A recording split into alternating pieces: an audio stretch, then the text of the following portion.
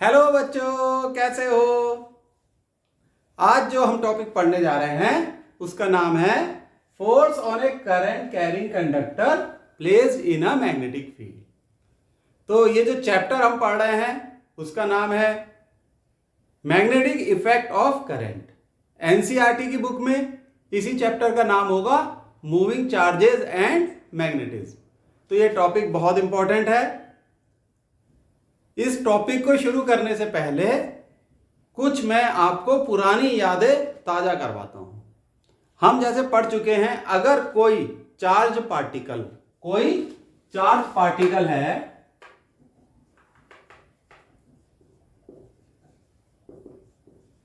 उस पर जो चार्ज है वो है Q और वो B मैग्नेटिक फील्ड में मूव कर रहा है। B मैग्नेटिक फील्ड में मूव कर रहा है एक चार्ज पार्टिकल, और किस वेलोसिटी से मूव कर रहा है? v वेलोसिटी से। तो इस चार्ज पार्टिकल पे एक फोर्स लगेगा, वो फोर्स होगा F is equal to Q V cross B। Force vector quantity है, वेलोसिटी भी वेक्टर क्वांटिटी है, मैग्नेटिक फील्ड भी वेक्टर क्वांटिटी है। तो ये फोर्स लगेगा अगर वेलोसिटी और मैग्नेटिक फील्ड के बीच का एंगल थीटा है, तो यही फोर्स हो जाएगा QVB। QVB क्या होगा बताओ? क्रॉस प्रोडक्ट है तो साइन थीटा। तो ये तो एक चार्ज पार्टिकल की बात हो गई। अब हम पढ़ेंगे एक current carrying conductor. Current carrying conductor means यानी कि उसके अंदर बहुत सारे चार्ज पार्टिकल हैं। तो किसी भी कंडक्टर में अगर करंट है तो इसका मतलब उसके अंदर चार्ज मूव कर रहा है। तो एक ऐसा कंडक्टर जिसमें करंट बह रहा है वो मैग्नेटिक फील्ड में रखा गया है। ठीक है। कंडक्टर कैसा हो सकता है? वो एक तार भी हो सकता है, एक पतली सी सिलेंड्रिकल रॉड भी हो सकती है। तो आओ इस टॉपिक को पढ़ते हैं। तो बच्चों, एक करंट कैरिंग कंडक्टर, या जिसे हम कहें एक करंट कैरिंग वायर, मान लीजिए ये है एक करंट कैरिंग वायर। इसके अंदर करंट फ्लो कर रहा है I। करंट फ्लो करने का क्या अर्थ हुआ? कि इसके अंदर चार्ज पार्टिकल्स फ्लो कर रहे हैं। इसके अंदर इलेक्ट्रॉन फ्लो करेंगे करंट की अपोजिट डायरेक्शन में। ठीक है। मान लो करंट I इस डायरेक्शन में फ्लो कर रहा है, तो इलेक्ट्रॉन्स क्या होते हैं? Negative charge particles. वो फ्लो करेंगे करंट की अपोजिट डायरेक्शन में। और इलेक्ट्रॉन्स की वेलोसिटी को हम रिप्रेजेंट करते हैं Vd से। तो Vd क्या होता है? Drift velocity of electron. Electron flow करेंगे करंट की अपोजिट डायरेक्शन में Vd वेलोसिटी से। तो करंट का फॉर्मूला जो कि हम पढ़ चुके हैं वो होता है VDENA।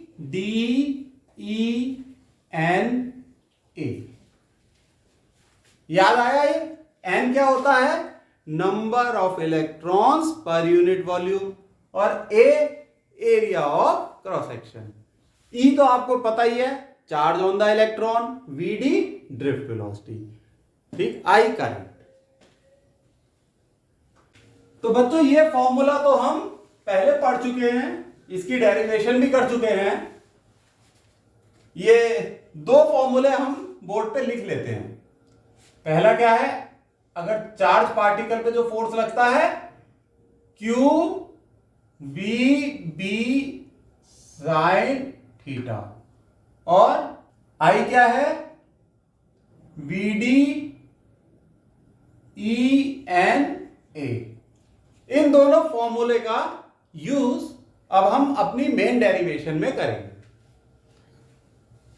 तो अब हम बनाते हैं एक करंट कैरिंग कंडक्टर जो कि यूनिफॉर्म मैग्नेटिक फील्ड में रखा गया है। तो पहले बनाओ एक यूनिफॉर्म मैग्नेटिक फील्ड। ये एक यूनिफॉर्म मैग्नेटिक फील्ड है। Magnetic lines of force parallel दिखाई गई हैं और उन दोनों के बीच का जो डिस्टेंस है लगभग इक्वल दिखाया जाता है। ये डिस्टेंस यूनिफॉर्म मैग्नेटिक फील्ड दिखाते वक्त ये बात ध्यान रखना। चलो एक लाइन और बना देते हैं। बी एक यूनिफॉर्म मैग्नेटिक फील्ड है, लिख लो बी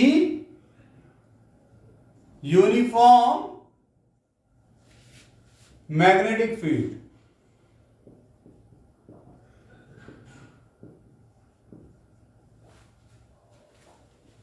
इसमें एक करंट कैरिंग कंडक्टर रखा गया है, एक स्ट्रेट वायर। देखो ये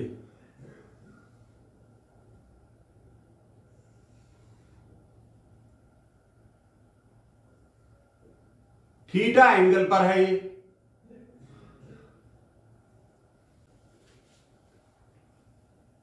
और इसमें आई करंट फ्लो कर रहा है। ये है करंट की डायरेक्शन। इस कंडक्टर की लेंथ है L।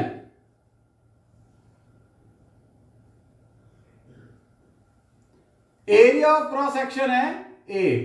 ये जो इसका एरिया ऑफ क्रॉस सेक्शन है ये है A। लिख लें हम ये बात, A is area of cross section, L length of conductor, I current flowing through the conductor.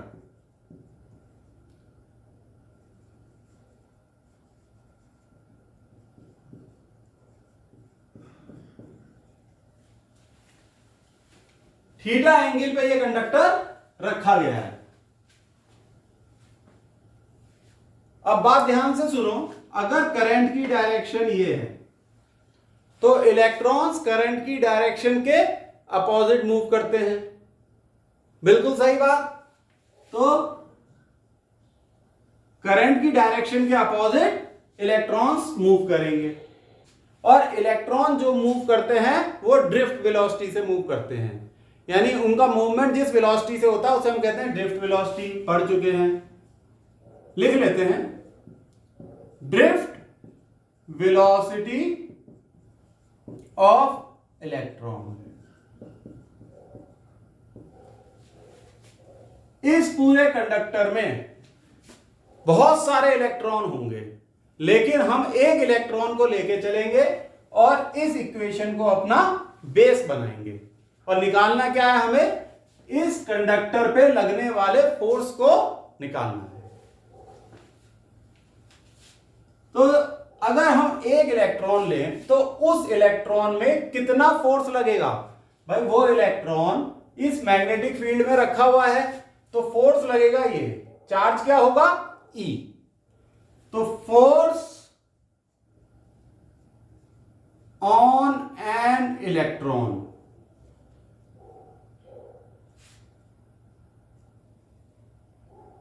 In the conductor,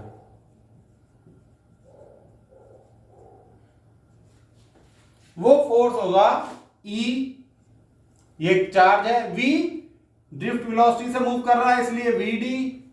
B magnetic field है साइन थीटा। ठीक है बच्चों, अब हम निकालेंगे कि टोटल नंबर ऑफ इलेक्ट्रॉन कितने हैं इस कंडक्टर में।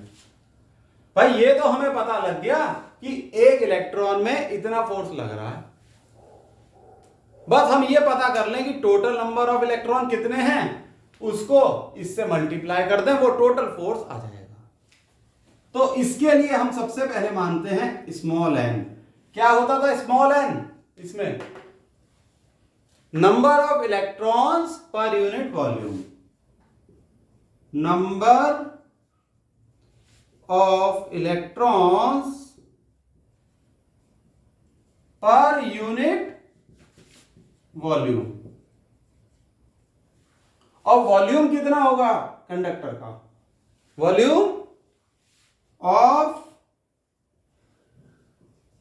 कंडक्टर इज क्या होगा? Area multiplied by length. Area of cross section को हम लेंथ से मल्टीप्लाई कर दें, यही तो होता है वॉल्यूम, A इंटू एल।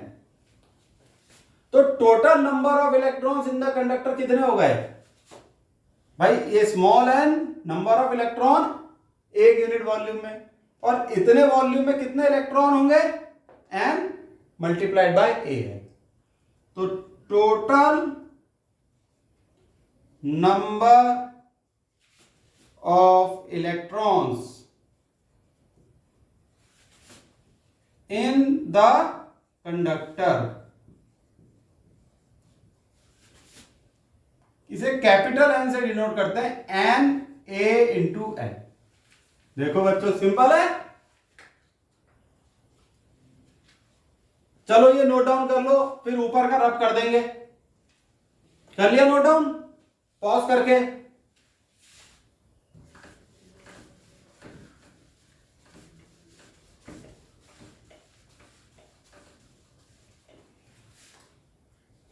तो बच्चों बात जो सामने आएगी, एक इलेक्ट्रॉन पे इतना फोर्स लग रहा है, कंडक्टर में टोटल इलेक्ट्रॉन है ये, तो टोटल फोर्स कितना होगा? टोटल नहीं, फोर्स ही लिख दो बस। फोर्स ऑन द कंडक्टर कितना होगा? F is equal to this multiplied by force। भाई नंबर ऑफ इलेक्ट्रॉन्स इतने, एक इलेक्ट्रॉन पे इतना फोर्स, तो टोटल फोर्स इसको इससे मल्टीप्लाई कर दिया, N A L E V D D sine theta.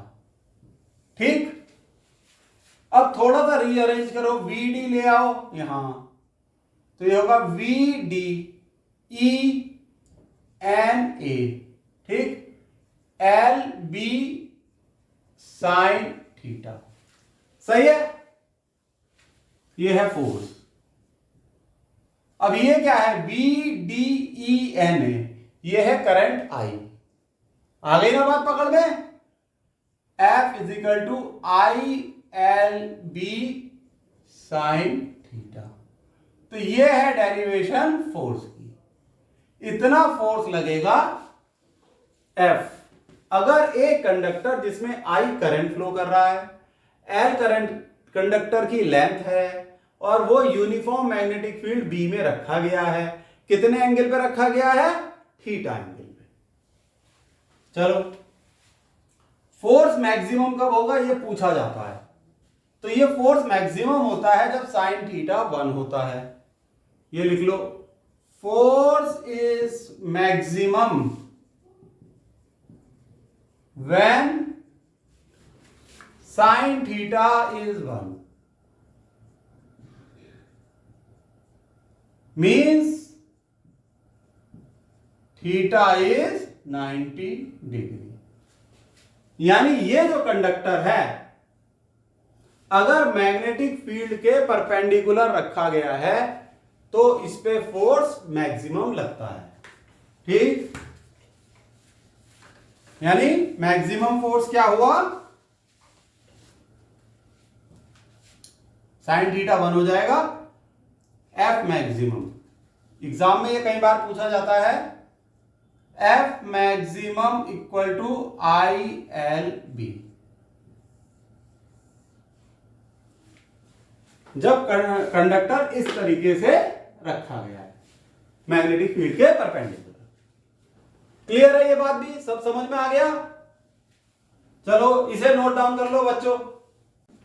बच्चों इस फोर्स की हम वेक्टर फॉर्म लिखेंगे इस वाले फॉर्मूले से। तो इस फॉर्मूले से वेक्टर फॉर्म बनती है F is equal to I L B sine theta. क्या नहीं, उससे पहले एक चीज देखो आप, L एक वेक्टर क्वांटिटी है और उसकी डायरेक्शन क्या है, I की डायरेक्शन में है। ठीक, यानी L यहां से लेकर यहां तक बढ़ रहा है। यहां पर L 0 है, यहां पर L है, यहां पर L/2 है। इस तरीके से L बढ़ रहा है। तो L को एक वेक्टर क्वांटिटी कंसीडर करके चल रहे हैं जिसकी डायरेक्शन सेम है करंट की डायरेक्शन के समान। ये आप लिख लो, L is considered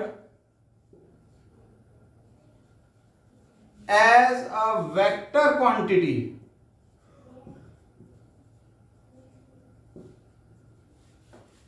whose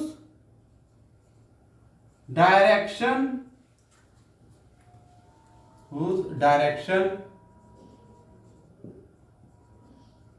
is in the direction of current। Current की डायरेक्शन में है साहब L, सही है। तो वेक्टर फॉर्म क्या होगी, तो यहां लिख लो देयरफॉर वेक्टर फॉर्म हो जाएगी F is equal to L, I L B sine theta क्या हो जाएगा, L cross B, I into L cross B। ये होगी वेक्टर फॉर्म। ठीक है बच्चों, नोट डाउन कर लो। बच्चों अब हम फोर्स की डायरेक्शन पता करेंगे और डायरेक्शन पता करने का तरीका है राइट हैंड पाम रूल। इसमें हम राइट हैंड का इस्तेमाल करते हैं, ठीक, और अंगूठा होता है करंट की डायरेक्शन में, फिंगर्स होती है मैग्नेटिक फील्ड की डायरेक्शन में। अब जैसे करंट की डायरेक्शन है ये, मैग्नेटिक फील्ड की डायरेक्शन है ये, और फोर्स जो होता है हथेली के परपेंडिकुलर वेक्टर, वो फोर्स की डायरेक्शन रिप्रेजेंट करता है। तो ये हो जाएगा ये करंट, मैग्नेटिक फील्ड, फोर्स, यानी बोर्ड के अंदर होगी फोर्स की डायरेक्शन। एक बात आप ध्यान दो कि हम करंट इस तरीके से नहीं करते। एक्चुअली ये जो थंब होता है ये फिंगर्स के परपेंडिकुलर लेते हैं और थंब करंट का जो परपेंडिकुलर कंपोनेंट होता है, वर्टिकल कंपोनेंट होता है, उसे रिप्रेजेंट करता है। जैसे ये करंट की डायरेक्शन है ना, ऐसे आई, इसका परपेंडिकुलर कंपोनेंट है ये हॉरिजॉन्टल कंपोनेंट है, ये हो जाएगा आई साइन, ये कॉस थीटा होगा, आई कॉस थीटा, और ये होगा आई साइन थीटा। तो ये जो है परपेंडिकुलर कंपोनेंट को प्रेजेंट करेगा थंब, सही है। फोर्स की डायरेक्शन होगी अंदर, बोर्ड के अंदर।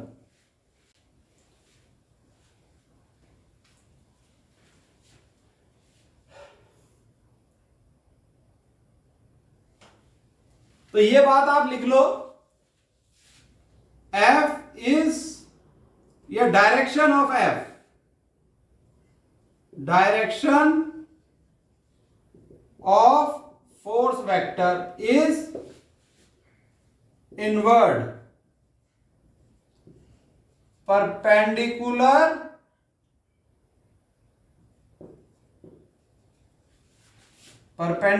टू द बोर्ड, क्या प्लेन लिख लो, यानी वो प्लेन जिसमें हम काम कर रहे हैं। चलो ये बात आ गई समझ में, नोट डाउन कर लो, इसे रब कर लेते हैं। ये वाला फॉर्मूला फाइनल ड्राइव हुआ, इस फॉर्मूले का हम न्यूमेरिकल में यूज करेंगे। ठीक है बच्चों, नोट डाउन कर लिया।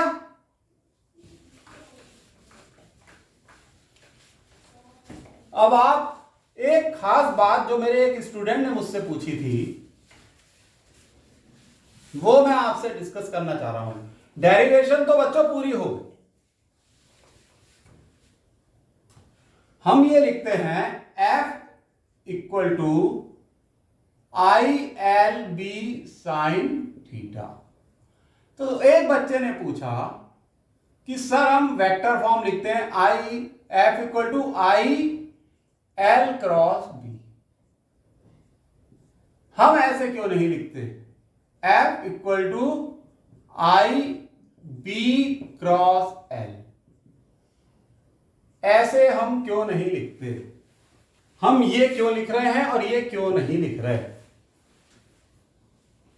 तो बच्चों इसका आंसर ये है कि अभी आपने राइट हैंड पाम रूल से ये पता करा कि फोर्स अंदर को है, फोर्स की डायरेक्शन अंदर को है। एक बात यह है कि फोर्स एल के भी परपेंडिकुलर होगा और बी के भी, क्योंकि एल क्रॉस बी जब क्रॉस प्रोडक्ट होता है तो ये जो एफ इसके क्रॉस प्रोडक्ट को रिप्रेजेंट कर रहा है, तो इसका अर्थ हुआ फोर्स एल और बी दोनों के परपेंडिकुलर होगा।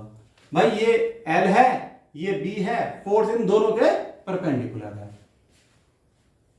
अब आप ये देखो कि हम अगर L इंटू बी लिखते हैं तो हम मान लो एक स्क्रू रखते हैं यहां और स्क्रू ड्राइवर को L से B घुमाते हैं, L से B घुमाएंगे स्क्रू, ध्यान से देखो, ऐसे देखो, हम यहां पर एक स्क्रू रखें, चलो अलग बना देते हैं, ये है L ये है B, यहां हमने स्क्रू रखा और स्क्रू ड्राइवर से हमने स्क्रू ड्राइवर को घुमाया L से B, L क्रॉस B होता है तो L टू B घुमाते हैं तो स्क्रू अंदर जाएगा, जिस डायरेक्शन में स्क्रू जाएगा वो फोर्स की डायरेक्शन होगी, स्क्रू कहां जाएगा अंदर, इसलिए हम L इंटू बी लेते हैं। अगर हम B इंटू एल लें तो स्क्रू रखने के बाद स्क्रू ड्राइवर हम ऐसे घुमाएंगे तो स्क्रू बाहर निकलेगा, फोर्स की डायरेक्शन क्या होगी बाहर, लेकिन ऐसा नहीं है, फोर्स की डायरेक्शन तो अंदर है राइट हैंड पाम रूल के अकॉर्डिंग, तो हम इसलिए इसे रिजेक्ट कर देते हैं और इसे एक्सेप्ट करते हैं। आगे बात समझ में, हालांकि कई एग्जाम में ये बात पूछी नहीं जाएगी लेकिन फिर भी एक कंसेप्ट है, वेक्टर क्वांटिटी का कंसेप्ट है तो थोड़ा सा क्लियर भी होना चाहिए। तो बच्चों इसे देखो समझो और फिजिक्स को एंजॉय करो। आज के लिए इतना बहुत है, बाय, सी यू। हाँ, इससे रिलेटेड न्यूमेरिकल इसी प्लेलिस्ट में है, वो न्यूमेरिकल जरूर कर लेना, बहुत अच्छे न्यूमेरिकल है बच्चे, ठीक।